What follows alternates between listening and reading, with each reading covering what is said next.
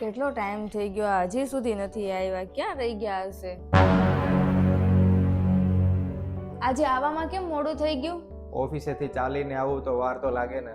તો પણ સ્કૂટર ક્યાં ગયું? તમે ગયા હતા સ્કૂટરમાં જ તે ને? સ્કૂટર ગયું એને જ્યાં જવાનું હતું ત્યાં. એટલે એટલે કાંઈ નહીં. અરે સાંભળો, આને શું થઈ ગયું? અરે શું થયું તમને? કેમ એટલા બધા દુખી છો? કાંઈ નથી, તું તારું કામ કર ને, થોડીક વાર મને શાંતિથી એકલો મૂકી દે. શું કામ ને એકલા રહેવા દઉં? અને એકલા જ રહેવું તું તો મારી સાથે લગ્ન શું કામ ને કર્યા? જ્યાં સુધી તમે મને નહીં કહો ને ત્યાં સુધી હું ક્યાંય નહીં જાઉં. હું થાહે તને કહીને? મને કહીને કદાચ તમારી પ્રોબ્લેમ તો સોલ્વ ન થાય, પણ તમારું મન તો હળવું થઈ જશે ને. તને ખબર તો છે 1.5 વર્ષ પહેલા આપણે એક લોન લીધી હતી અને શરૂઆતમાં તો મેં 5-6 મહિના એકદમ સરસ રીતે હપ્તા ટાઈમ ટુ ટાઈમ ભર્યા હતા.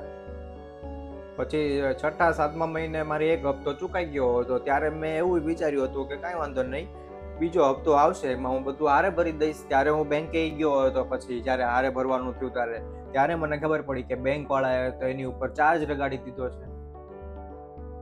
ચાર્જ વધારે હતો, નાનો હોત તો ઓછો હતો, હમણાં હું ભરી દેત. વધારે એટલો બધો હતો ને કે એમ થાય કે આપણો તો અડધો હપ્તો વયો જાય ચાર્જમાં જ તે. એટલે મેં ઘણી ધડ કરી, ઘણી વાત કરી કે ચાર્જ વયો જાય, ચાર્જ નીકળી જાય તો 2 હપ્તા હું ભરી દઉં. હવે ના પાડી એમણે કે નહીં, એ તો નહીં જ થાય, તમારે ભરવું જ પડશે. પછી મેં મારા ભાઈબંધને વાત કરી કે હવે હું શું કરું. અને મારા ભાઈબંધે એમ કીધું કે એક કામ કરતું, હવે 3-4 હપ્તા હવે ન ભરતો એટલે બેંકવાળા સામેથી આવીને સેટલમેન્ટ માટે વાત કરશે. અને મેં મારા ભાઈબંધની વાત માનીને, એ જ મારા જીવનની સૌથી મોટી ભૂલ હતી.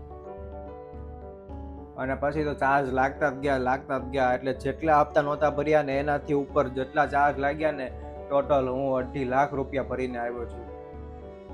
1.5 લાખ રૂપિયા હતા મારી પાસે. અને થોડા ઘણા મોટા ભાઈને મેં વાત કરી કે આપો થોડાક ઉધારમાં, પછી હું તમને આપી દઈશ. તો એમણે થોડાક આપ્યા અને બાકી થોડાક જે ઘટતા હતા એ સ્કૂટર મેં ગીરવે મૂકી દીધું અને એમાંથી ભરી દીધા. આટલું બધું થઈ ગયું અને તમે મને કીધુંય નહીં? હા, પણ મને કહીને શું ફાયદો? 1 મિનિટ હું આવું.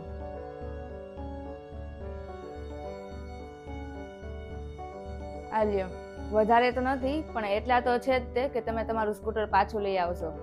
આટલા બધા પૈસા તારી પાસે ક્યાંથી આવ્યા? થોડાક પૈસા તમે આપ્યા હતા અને થોડાક પૈસા હું મારા ઘરેથી લાવી હતી, અને બીજા બધા જે છે એ થોડોક કરિયાણાનો સામાન અને શાકભાજી લેતી હતી ને એમાંથી બચાવ્યા છે. પણ આ પૈસા તારા છે, આ હું ન લઈ શકું. હા, મને ખબર છે કે આ પૈસા મારા છે, પણ ખરાબ સમયમાં એક પત્ની સાથ ન આપે તો બીજું કોણ આપે? તમે જરાય ટેન્શન ન લ્યો, બધું સરખું થઈ જશે.